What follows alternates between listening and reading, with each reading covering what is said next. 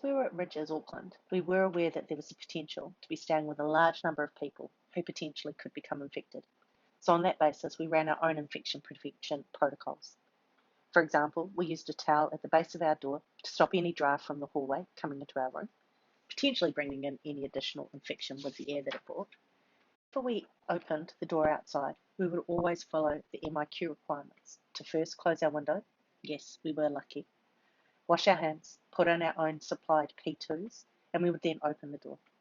When we closed the door or re-entered the room, we would place the towel back in place, wash our hands, open the window, and we would remain masked for at least another 10 minutes further, ensuring that there was good clean air that we were about to breathe.